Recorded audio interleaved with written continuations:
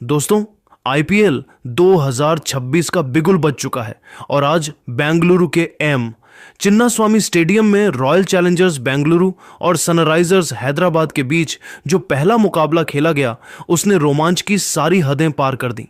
यह एक ऐसा हाई स्कोरिंग मुकाबला रहा जहां हर ओवर में कहानी बदलती दिखी।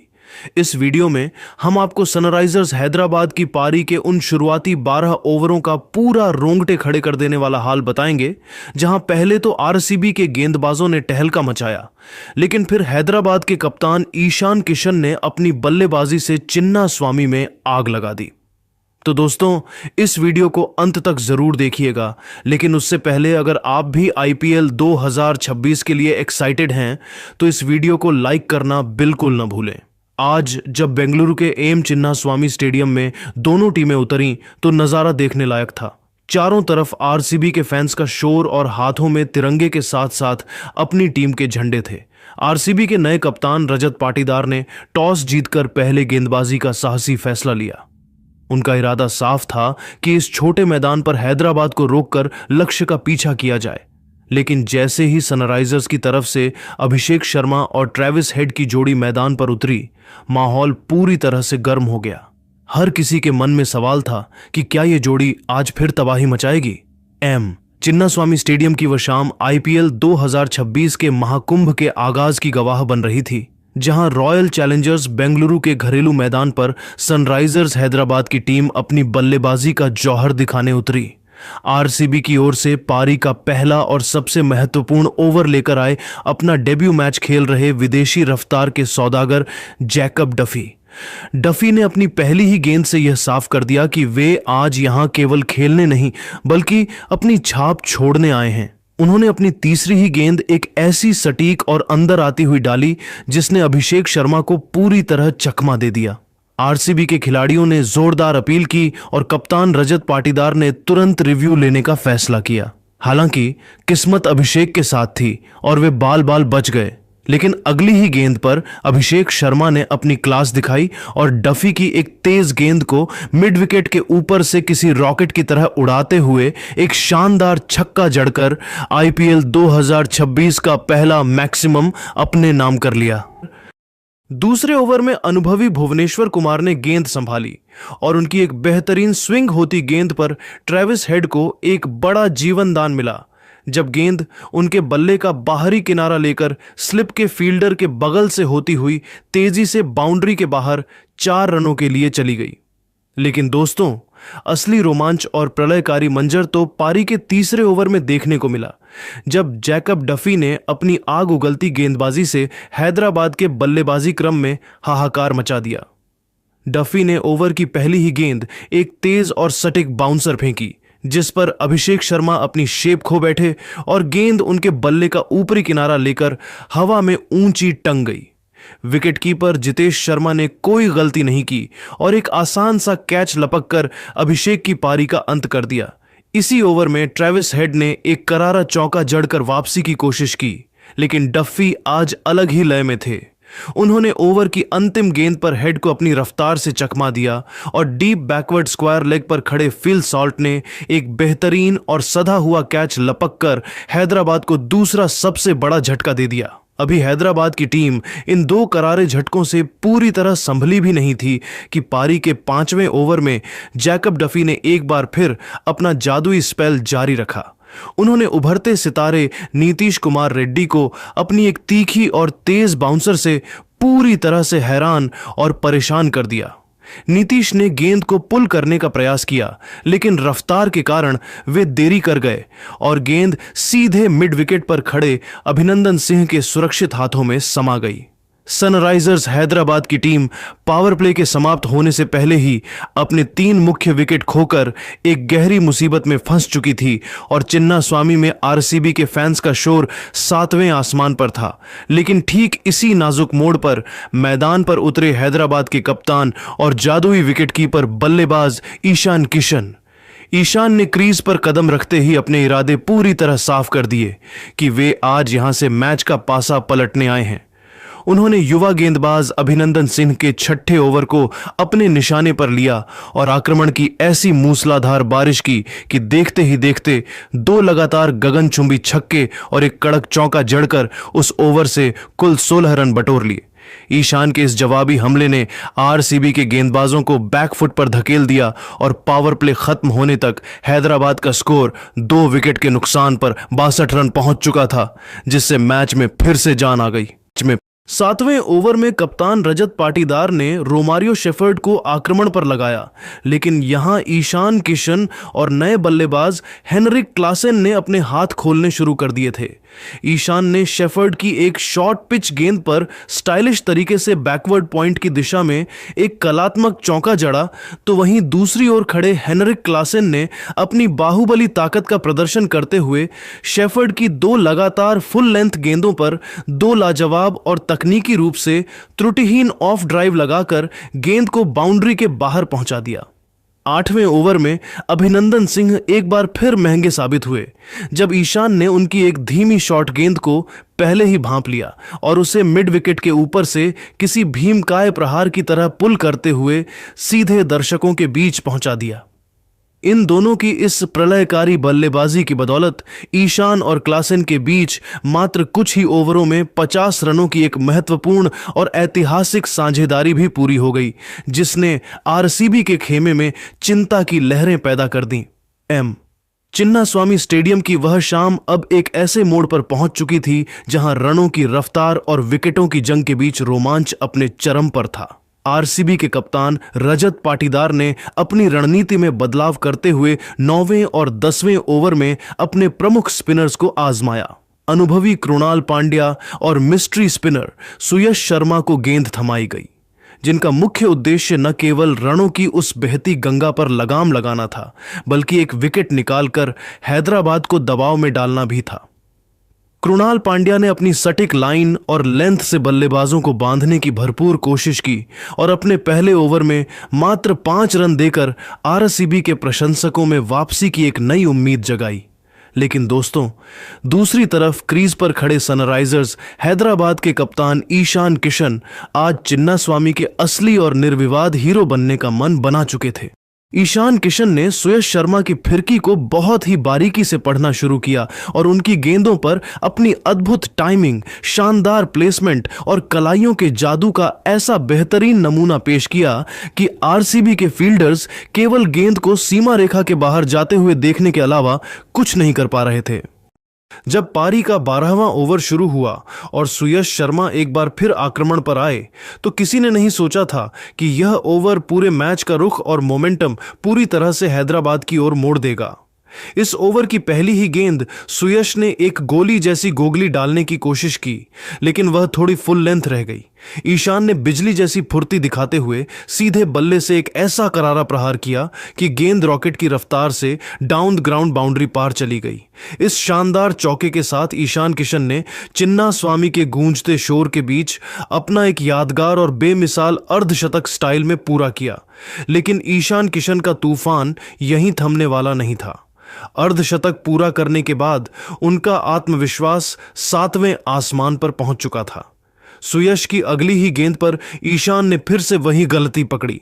इस बार लेंथ थोड़ी बाहर थी, लेकिन ईशान ने अतिरिक्त कवर के ऊपर से एक और कड़क चौका जड़कर आरसीबी के खेमे में सन्नाटा पसार दिया। सुयश शर्मा पूरी तरह से दबाव में नजर आ रहे थे और उन्होंने तीसरी गेंद पर फिर वही गलती दोहराई, जिस पर ईशान ने बैकवर्ड स्क्वायर लेग की दिशा में अपनी कलाइयों के सहारे एक और कलात्मक चौका बटोर लिया। इस ओवर की अंतिम गेंद पर भी ईशान ने रहम नहीं दिखाया और एक और करारा चौका लगाकर इस अकेले ओवर से कुल 16 रन बटोर लिए। इस ओवर ने आरसीबी के गेंदबाजों के मनोबल को पूरी तरह से हिलाकर रख दिया था।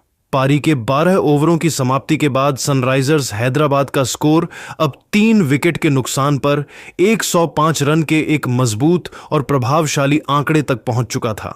कप्तान ईशान किशन मात्र 31 गेंदों पर 59 रनों की एक विध्वंसक और आतिशी पारी खेल रहे थे, जिसमें उनकी बल्लेबाजी की धार साफ नजर आ रही थी। उनके इस स्कोर में अब तक 8 शानदार चौके और 2 गगनचुंबी छक्के शामिल हो चुके थे। दूसरे छोर पर दुनिया के सबसे खतरनाक फिनिशर हेनरिक क्लासेन भी 18 गेंदों पर 23 रन बनाकर ईशान का बखूबी और सूझबूझ के साथ साथ निभा रहे थे। चिन्नास्वामी की वह सपाट और बल्लेबाजी के लिए स्वर्ग मानी जाने वाली पिच पर अब हैदराबाद की टीम एक विशालकाय और हिमालयी स्कोर की ओर तेजी से अग्रसर थी। आरसीबी के गेंदबाज अब मैदान के बीचों बीच इकट्ठे होकर विकेट 13वें ओवर में गेंदबाजी के लिए आए कृणाल पांड्या, लेकिन उनके स्वागत में क्लासेन ने पहली ही गेंद पर एक जूसी फुल टॉस को मिड विकेट के ऊपर से स्टैंड्स में पहुंचा दिया। इसी ओवर की 5वीं और 6ठी गेंद पर ईशान किशन ने अपना रौद्र रूप दिखाया। उन्होंने कृणाल की राउंड आर्म गेंदों को भांप लिया और लगातार 2 गगनचुंबी छक्के जड़कर आरसीबी के खेमे में खलबली मचा दी। यहां से ऐसा लग रहा था कि हैदराबाद 220 के पार जाएगी, लेकिन तभी 14वें ओवर में रोमारियो शेफर्ड ने एक बड़ा दांव खेला। उन्होंने क्लासेन को एक शॉर्ट पिच गेंद पर फंसाया। फील साल्ट ने बाउंड्री पर एक विवादास्पद लेकिन शानदार कैच पकड़ा। थर्ड अंपायर ने काफी देर तक रिप्ले देखा और अंत में क्लासेन को 31 रनों के निजी स्कोर पर पवेलियन लौटना पड़ा। चिन्नास्वामी स्टेडियम का मैदान उस वक्त किसी रणभूमि जैसा प्रतीत हो रहा था, जहां हर बीतती गेंद के साथ भाग्य की लकीरें बदल रही थीं। हेनरिक क्लासेन के एक विवादास्पद और बड़े विकेट के गिरने के बाद नए बल्लेबाज सलील अरोड़ा ने मैदान पर कदम रखते ही अपनी आक्रामकता का परिचय दिया और आते ही एक गगनचुंबी छक्का जड़कर यह जता दिया कि सनराइजर्स हैदराबाद का इरादा अभी भी रनों की सुनामी लाने का है। लेकिन आरसीबी के मिस्ट्री स्पिनर सुयश शर्मा आज किसी और ही योजना के साथ आए थे।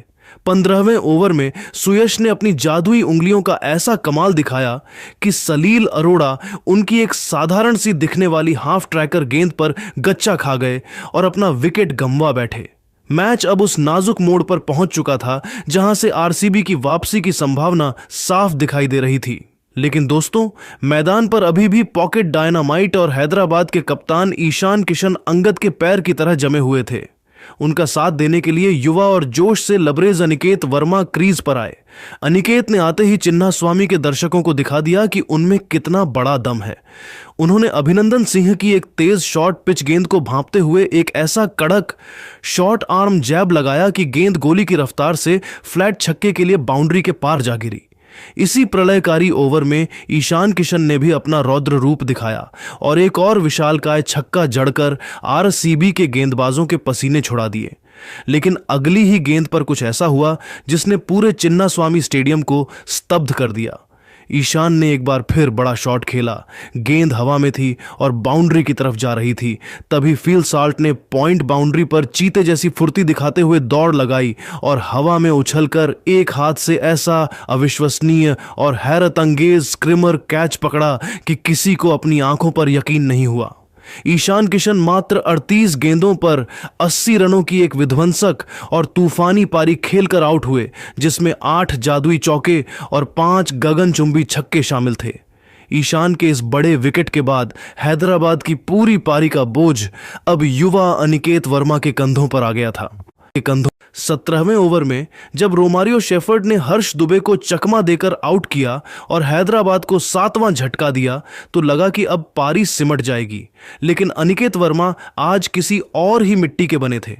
18वें ओवर में उन्होंने भारत के सबसे अनुभवी गेंदबाज भुवनेश्वर कुमार के खिलाफ ऐसी हिम्मत दिखाई जिसकी उम्मीद किसी ने नहीं की थी। अनिकेत ने भुवी की एक घातक स्लोअर बाउंसर पर बड़ी ही चतुराई से एक बेहतरीन रैंप शॉट खेला और कीपर के ऊपर से चौका बटोर लिया। इसी ओवर में एक ऐसा नाटकीय क्षण आया जिसने मैच का रुख पलट दिया। लॉन्ग ऑन ऑफ पर खड़े किंग विराट कोहली से अनिकेत का एक बेहद आसान सा कैच छूट गया। कोहली जैसा दिग्गज जब कैच छोड़ता है तो उसकी कीमत पूरी टीम को चुकानी पड़ती है और अनिकेत ने इस मिले हुए जीवनदान का भरपूर और निर्दयी फायदा उठाया। पारी का 19वां ओवर लेकर आए रोमारियो शेफर्ड और यह ओवर इस पूरे मैच का सबसे महंगा और निर्णायक ओवर साबित हुआ। अनिकेत वर्मा ने शेफर्ड की दूसरी गेंद को अपनी पूरी ताकत से लॉन्ग ऑन के ऊपर से 100 मीटर के एक भीमकाय छक्के के लिए भेज दिया। अगली गेंद पर उन्होंने अपनी कलाइयों का जादू दिखाया और एक शानदार अपर कट लगाकर चौका बटोरा। अनिकेत यहीं नहीं रुके।